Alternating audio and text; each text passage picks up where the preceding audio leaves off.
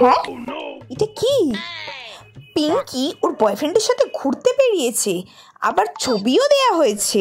নিঘা, তোর মা জানে না? ওর মাকে ফোন করি বরং, একটা পড়া না করে ঘুরতে যাবা তো।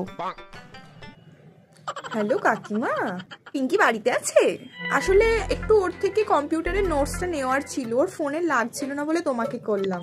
কি, আজকে তো কোনো পড়া নেই? আজকে তো স্যার ছুটি দিয়েছে, পড়া তো কালকে।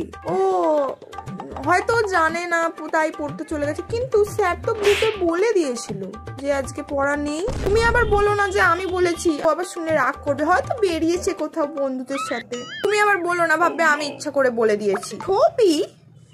হ্যাঁ, আসলে একটা ছবি ছেড়েছে কাকিমা, ওই একটা ছেলের সাথে, আমাদের কোচিনেই পড়ে। হ্যাঁ, আমি তো বাবা কোথাও বেরোচ্ছি না, সামনে পরীক্ষা, সারা দিন পড়ছি ঘরে বসে বসে। ঠিক আছে কাকিমা।